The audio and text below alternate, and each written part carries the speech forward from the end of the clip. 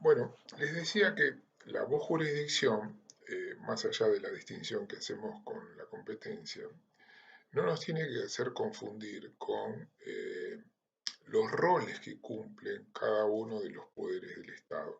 El poder del Estado es uno, el poder reposa en el soberano es el pueblo. Ustedes saben que hay tres estamentos en donde se desarrolla ese poder. A cada uno de esos estamentos le corresponde una función básica. Esa función básica nosotros la podemos caracterizar en la jurisdicción como la potestad que tiene el Poder Judicial de decir el derecho, ius dicere, iuris dictio. Y entonces ahí aparecen las confusiones. Ustedes me pueden decir, bueno, pero mire, el Poder Ejecutivo también dice el derecho y el Poder Legislativo también dice el derecho porque hace la ley. No, no, vamos por partes. El poder legislativo hace la ley, el poder ejecutivo aplica la ley, administra, y el poder judicial es el que dirime los conflictos, haciendo actuar la voluntad de la ley cuando surge precisamente el conflicto. Entonces, cuando ustedes piensan que dentro del ámbito del poder ejecutivo, por ejemplo, ustedes tienen un problema con la FIP, ¿eh? Porque la FIP les manda una intimación diciendo que ustedes no pagaron un impuesto X, o hay una diferencia entre la liquidación de impuestos que tienen. Y ustedes dicen, no, yo esto ya lo pagué. Entonces van a la FIP para presentar un descargo frente a esa intimación y se encuentran con una oficina donde hay un cartelito que dice juez administrativo. Entonces, ¿cómo es un juez y es administrativo? ¿En qué quedamos? Bueno, esto tiene que ver con el origen del contencioso administrativo, que no voy a confundir acá, pero hay una línea en la doctrina que considera que el poder administrador ejerce funciones jurisdiccionales. Desde nuestro punto de vista, solamente el Poder Judicial ejerce funciones jurisdiccionales. Hay una especie de actuación administrativa similar a la jurisdiccional que se ejerce tanto en el ámbito del poder administrador como en el ámbito del poder legislativo. Por ejemplo, si ustedes hacen lío en el Congreso, lo pueden meter preso un congresista, un diputado, un senador. Si ustedes tienen un problema con la FIP, se va a desarrollar el procedimiento y lo pueden condenar a pagar tal cantidad de dinero. Ahora, ¿cuál es la importancia de la jurisdicción? La importancia de la jurisdicción es precisamente advertir que eh, esa actuación que se desarrolló en sede administrativa tenga la posibilidad de ser revisada en sede judicial. Y entonces aparece en escena el contralor jurisdiccional del procedimiento administrativo, lo que nos permite advertir que en tanto y en cuanto exista esta posibilidad de revisión, vamos a estar frente a un procedimiento administrativo que fue desarrollado adecuadamente. Y entonces el poder judicial lo que hace es precisamente llevar a cabo esta noción que vamos a estudiar un poquito más adelante, que es la noción de debido proceso legal. ¿eh? El debido proceso legal, más allá de que se trata de observar en cualquier ámbito, es de la esencia del Poder Judicial hacerlo porque es el último que dice el derecho. ¿eh? Si en el Poder Administrador fuimos a la FIP, fuimos a la aduana o al organismo que ustedes quieran, a la MAT, y entonces nos dicen que nos aplican una sanción o una multa o que tenemos que, en fin, lo que ustedes quieran. Esto va a ser legítimo en tanto y en cuanto se habilite el conocimiento por parte de la jurisdicción. Esto fue resuelto hace muchos años por la Corte Suprema en un caso que se llama Fernández Arias. Si la memoria no me falla, es Fallos 242-646. Y allí en Fernández Arias, ¿qué dijo la Corte Suprema? Dijo, el procedimiento administrativo va a ser válido en tanto y en cuanto habilite el conocimiento por parte del Poder Judicial de lo que se decidió en sede administrativa. Por lo tanto, es de la esencia del Poder Administrador administrar, más allá que cumpla otras funciones. Es de la esencia del Poder Legislativo legislar. Y es de la esencia del Poder Judicial hacer actuar la voluntad de la ley. dirimir los conflictos. Fíjense que cada una de las funciones, por eso cuando hablo de jurisdicción, me gusta señalar que es una función la jurisdiccional, porque cada una de las funciones de cada uno de estos departamentos de Estado están mezcladas, porque aparece el poder eh, administrador, que es el Ejecutivo, legislando, dictando decretos de necesidad de urgencia, o dictando decretos que aprueban leyes, pero es de la esencia del poder legislativo hacer la ley. Pero de la misma manera, el poder legislativo de pronto puede alquilar oficinas y está cumpliendo funciones que le caben al administrador. Y el Poder Judicial, a su vez, puede cumplir funciones legislativas cuando dicta una acordada a la Corte Suprema y es de aplicación obligatoria. Por ejemplo, cuando antes les hablaba de una cédula, hubo una acordada vieja de la Corte que dijo cómo se debe hacer una cédula. Y hay acordadas de la Corte que dicen cómo se debe hacer una notificación electrónica. Entonces está legislando la Corte. No, no, está cumpliendo funciones que son atinentes a la actividad que desarrolla. Pero la función básica que distingue a cada uno de los poderes es la función que acabo de mencionar. Y aquí es donde aparece la confusión con el concepto de imperium. ¿Por qué? Porque cuando hablamos de jurisdicción, distinguimos distintos momentos dentro de la jurisdicción. ¿eh? La notio, la vocatio, la coertio, el iudicium y la executio. ¿Qué quiere decir cada una de estas cosas? La notio es cuando la facultad que tiene la jurisdicción de conocer el problema, de conocer cuál es el inconveniente, el conflicto que tienen las partes. En nuestro caso, en el proceso judicial, se hace cuando el juez conoce, cuando la parte actora hace la demanda y la parte demandada contesta su demanda y dice, bueno, este es el problema, conozco, leo lo que pasó y conozco lo que pasó. La vocatio de alguna manera es una derivación que tiene algo que ver con la vieja liti contestatio, pero en definitiva es la posibilidad de convocar al proceso a las partes para que participen en el proceso. La coertio es la potestad que tiene el juez, o la jurisdicción, mejor dicho, para hablar en forma genérica, de sancionar, de aplicar la fuerza para desarrollar el proceso, es decir, el poder de coerción que tiene el juez para el desarrollo del proceso. Si un testigo es convocado para declarar y no comparece, ¿qué hace el juez? Lo va a buscar por la fuerza pública, este poder de coerción. Si una parte tiene una actuación desmedida en el proceso, el juez lo puede sancionar. Ahora, ¿el judicium qué es? El judicium es el momento máximo de la jurisdicción, es cuando el juez dicta la sentencia que es la norma individual, que permite aplicar el derecho, decir el derecho. Y esto hace a la actuación de la voluntad de la ley sustancial, dice el juez, por lo que dice el artículo tal, tal, condeno ¿me explico? Entonces, esto tiene que ver con el momento máximo de la jurisdicción, que es el judicio. ¿Y la executio qué es? Y la executio es la potestad que tiene la jurisdicción de llevar a cabo las decisiones que adopta. Dicta una sentencia. ¿Y qué hacemos con la sentencia? Si el obligado a cumplirla no la cumple, la ejecuto.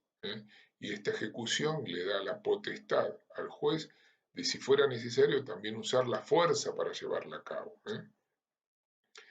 Por ejemplo, una obligación de hacer. Y el demandado que fue condenado a hacer algo no lo hace. El juez lo puede mandar a hacer por otro. O eventualmente lo puede hacer él. Por ejemplo, una escrituración. Lo condenaron a escriturar un inmueble a favor del actor. Y no lo hace. Lo puede hacer el juez reemplazando la voluntad incumpliente del demandado. Estos momentos de la jurisdicción tienen que ver con que el imperium no nos tiene que hacer confundir con el judicium. ¿Por qué? Porque ahí aparece una confusión en escena, porque hay otros estamentos en donde se ejerce esta jurisdicción, esta jurisdictio. Por ejemplo, como antes les contaba, en sede administrativa. ¿eh?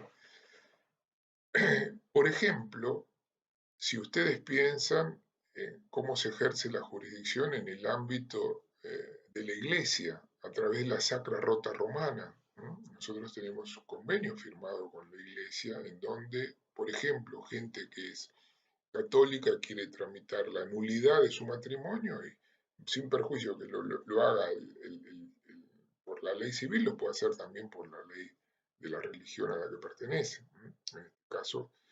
Y entonces tiene jurisdicción, claro, tiene jurisdicción, pero esa jurisdicción es para un ámbito determinado, dentro del ámbito eclesiástico.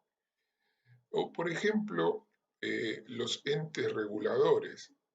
Ustedes saben que cuando se privatizaron las empresas públicas, muchos entes, el ENRE, el ORSNA, todos esos electos, todos esos entes que tienen esos nombres que parecen remedios, este, nosotros podemos tener un conflicto y tenemos que ir al ente a reclamar. ¿Qué ejercen esos entes? Ejercen una jurisdicción que la Corte la llamó, siguiendo la doctrina americana, jurisdicción primaria, porque su jurisdicción, entre comillas, está restringida solamente al ámbito de lo que sería la aplicación de sus reglamentos. No pueden dictar una sentencia condenando a indemnizar los daños y perjuicios, etcétera, etcétera. Esto lo dijo la Corte en un caso también, leading case, que es Ángel Estrada y compañía, Sociedad Anónima. Entonces, cuando nosotros hablamos de la jurisdicción arbitral, por ejemplo, los árbitros tienen jurisdicción. Un árbitro es aquel juez que está elegido voluntariamente por las partes. Cuando las partes deciden sustraerse de la competencia de los jueces oficiales del Estado y someterse a jueces privados, y entonces deciden tramitar el proceso ante un árbitro privado. Y entonces esos jueces privados, llamamos árbitros, ¿tienen jurisdicción? Claro, tienen jurisdicción. Lo que no tienen ninguno de todos esos ejemplos que les acabo de dar es imperium. ¿Por qué? Porque no tienen la potestad de ejercer la fuerza para llevar a cabo sus decisiones. Hay que recurrir al auxilio de la jurisdicción oficial. Y entonces, lo que digo es que no podemos confundir a la jurisdicción señalando que es la que tiene imperium, porque son dos aspectos distintos a tener en cuenta. Uno es el judicium y otro es el imperium. El judicium, la jurisdictio, es la capacidad de decir el derecho. El imperium le pertenece a todos los estamentos del Estado, tanto el ejecutivo como el legislativo como el judicial. Los tres tienen imperium, entonces no es una característica distintiva. El ejecutivo puede hacer meter preso a una persona, igual que el Congreso, igual que el judicial, pero no tiene el judicium que tiene el judicial como último aplicador de la voluntad de la ley, más allá de que se puedan desarrollar algunos procedimientos administrativos. Entonces, esto que quiero señalarles con relación a la voz jurisdicción nos da la pauta de qué potestad tiene el juez como tercero que viene a dirimir un conflicto, que es una potestad que le pertenece exclusivamente a él, más allá de que el conflicto pueda provenir del ámbito público, del ámbito privado, de la forma que se haya desarrollado. Pero es el último que termina diciendo el derecho, si es que proviene, por ejemplo, de un procedimiento administrativo. Ahora, si yo voy a reclamar contra alguien porque incumplió un contrato, voy directamente al juez y directamente reclamo. ¿Y cómo reclamo? Y ahí aparece en escena otro aspecto importante a tener en cuenta, que es otro de los pedestales en que se apoya el derecho procesal. Cuando nosotros hablamos de acción, es decir, cuando yo acciono, estoy hablando de un concepto tan genérico y tan amplio que entra dentro de las previsiones del artículo 14 de la Constitución Nacional. Es decir, yo para reclamar ante la jurisdicción ejerzo una acción. Sí, sí, muy bien. Pero esa acción también la ejerzo para reclamar ah, al decano de la facultad. Digo, el profesor Rojas está loco. Y entonces hago un reclamo al decano de la facultad para decirle, el profesor Rojas está loco porque dice que el imperium le pertenece a todos los poderes del Estado. Estoy inventando un ejemplo grueso para que lo vean. ¿Y cómo lo puedo hacer? Y fíjense, yo eso, si yo le voy a reclamar al doctor Bueles que lo destituya al profesor Rojas porque está loco, yo lo puedo hacer en un papel de esos que hay en el almacén, esos papeles grises, y escribirlo a mano con una virome color roja. ¿Y lo puedo presentar en la facultad? Sí, lo puedo presentar en la facultad. Y cuando lo presento en la facultad ¿qué tiene que hacer? La facultad tiene que armar un expediente. Pero aunque yo digo una barbaridad, sí, tiene que armar un expediente para resolverme que lo que dije es una barbaridad. Pero primero tiene que armar un expediente. ¿Esto qué significa? Significa que el procedimiento administrativo está regido por normas que tienen que ver con la informalidad. Artículo 1 de la Ley de Procedimiento Administrativo. La informalidad rige en el procedimiento administrativo. A contrario censo, en el ámbito del proceso nosotros nos manejamos con la formalidad. Ya lo vamos a estudiar cuando estudiemos demanda, contestación, etcétera, actos procesales, todas las formalidades que hay que seguir. Ahora, ese poder de accionar para poner en marcha la maquinaria judicial, así como la administrativa, pero para poner en marcha la judicial, yo no lo englobo dentro del concepto de acción, porque el concepto de acción es un concepto más bien abstracto y genérico que entra dentro de las previsiones del artículo 14 de la Constitución Nacional, que me habla de la facultad de peticionar ante la autoridad, pero ante cualquier autoridad. Puedo peticionar al Congreso que dicten una ley de tal manera, puedo peticionar al Ejecutivo que haga tal cosa, puedo peticionar ante un organismo autónomo como la Universidad de Buenos Aires o puedo peticionar ante otro organismo que tiene autonomía como la aduana. Peticionar puedo hacerlo ante cualquier autoridad.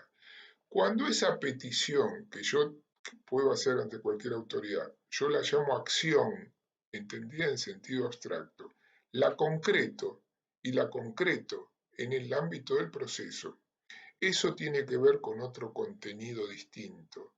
Y lo voy a utilizar, ese contenido distinto, distinguiéndolo de la voz acción, denominándolo pretensión. Miren, el origen de todo esto es el origen del derecho procesal.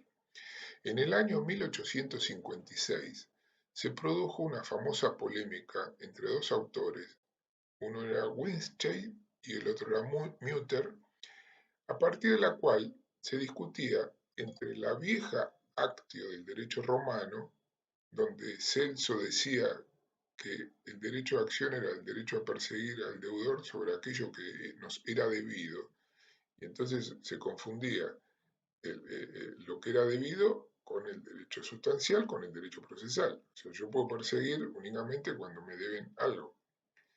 Con una acción que estaban haciendo en el derecho popular alemán, en donde se estaba separando de algún modo lo que era el derecho sustancial de lo que es el derecho procesal. Es decir, no solamente yo puedo reclamar cuando me deben algo, sino que yo puedo reclamar cuando creo que me deben algo. Y eventualmente puedo no tener razón.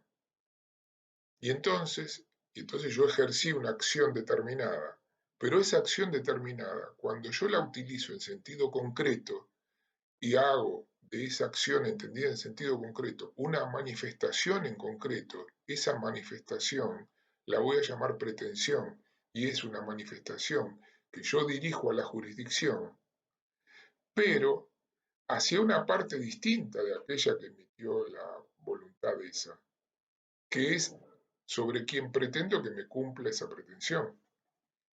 Entonces, ahí aparece en escena un triángulo que es actor, demandado y ese tercero que es el juez, que de alguna manera, como dice alguna línea de doctrina, provoca que la instancia se bilateralice.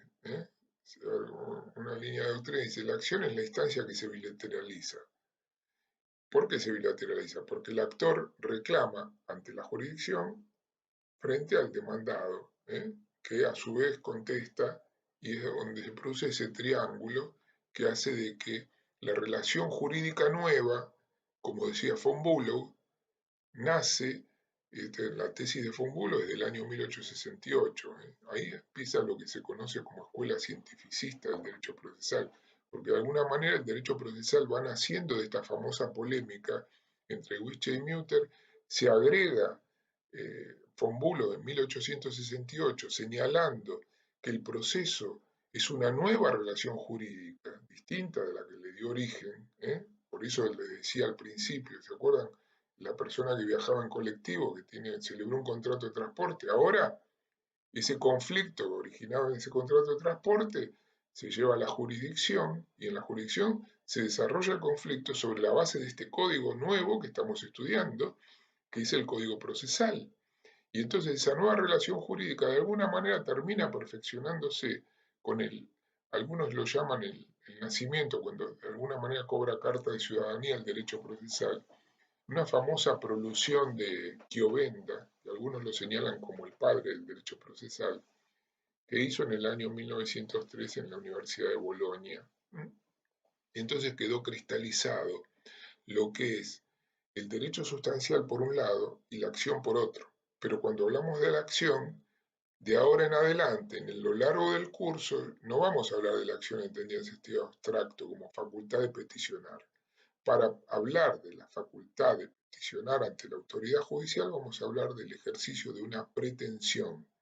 Y entonces nosotros lo que podemos ver es la relación directa que existe entre acción, pretensión y cómo se cristaliza esa pretensión. ¿A través de qué? Se cristaliza esa pretensión a través del ejercicio de una demanda. Entonces la relación entre acción, pretensión y demanda es una relación que tiene que ver con la facultad de peticionar, entendida en sentido amplio, como un derecho que excede al derecho procesal, ya entra dentro del derecho constitucional. Cuando la bajamos al derecho procesal es el ejercicio de una pretensión que se corporiza. ¿Cómo le ejercemos la pretensión? Se corporiza a través de un papel, de un escrito. Ese escrito se llama demanda. ¿Y demanda qué es?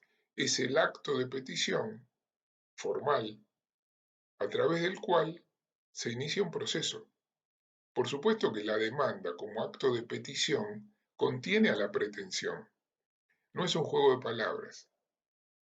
Quiero que lo distingan bien, que la demanda como acto de petición formal que tiene por efecto iniciar un proceso es la que contiene a la pretensión. Adentro de la demanda yo explico, ya chicos quédense tranquilos que lo van a ver con detenimiento, yo explico qué es lo que reclamo. Esta es mi pretensión. Yo me quiero divorciar. Yo quiero que me paguen la indemnización porque me despidieron sin causa. Yo quiero cobrar una indemnización porque el colectivo me provocó un daño. Yo quiero que me rindan cuentas. Yo quiero que se lleve a cabo el desalojo de tal inmueble. Mi pretensión está contenida en el acto de petición. Y cuando yo les digo que el acto de petición tiene por efecto iniciar un proceso, lo que estoy señalando es que el proceso es una nueva relación jurídica en la clásica concepción de von Bülow, que hoy sigue siendo la doctrina mayoritaria dentro del ámbito del derecho procesal.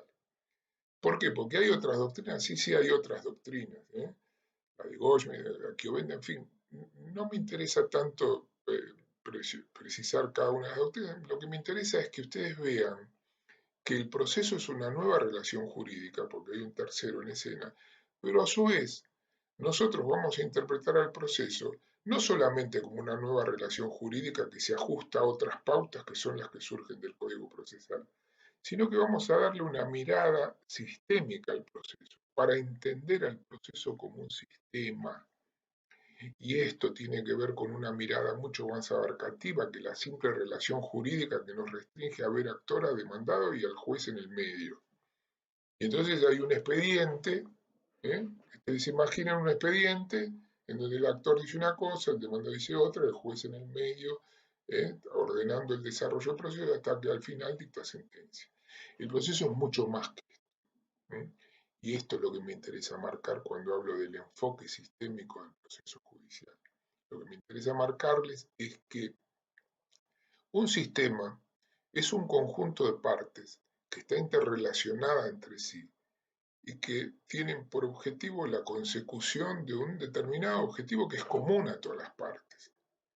Entonces, esta mirada sistémica, a partir de la biología organísmica, cuando von Bertalanffy dejó de analizar a la ciencia, dejó de que reposemos la mirada analítica en la ciencia, analizando cada uno de los compartimentos que correspondían, que estábamos analizando, para dar una mirada mucho más amplia, porque veía que si analizábamos cada una de las partes de un todo, ¿eh? En lo que podía advertirse que el todo era mucho más que cada una de sus partes, pero a su vez que tenía particularidades propias que lo distinguían. Si nosotros pensamos que es un sistema, nosotros podemos pensar en el cuerpo humano.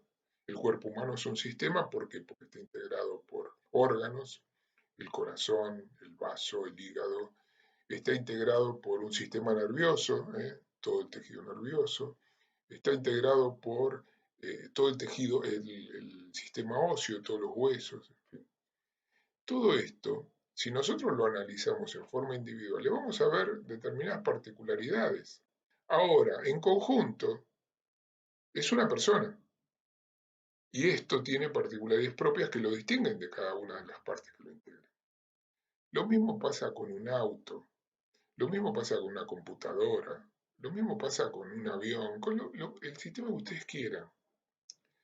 Cuando hablamos del proceso, pasa exactamente lo mismo. ¿Por qué? Porque el proceso no lo podemos restringir a una mirada tan chiquitita que veamos solamente un expediente con dos partes, actor y demandado con el juez en el medio, que es el que va a dirimir el conflicto. El proceso requiere de una serie de insumos. Hay un gráfico que hicimos para dibujar esto, ¿no? Que está en la cosa, en el libro más allá que está en la página, en el campo virtual. Hay muchos gráficos que se van a encontrar en el campo virtual. Pero la serie de insumos tienen que ver con todos los elementos que necesariamente debemos contar para poder hacer un proceso. Más allá de las partes, claro que necesitamos un actor y un demandado, pero también necesitamos un juez, pero necesitamos también una oficina judicial.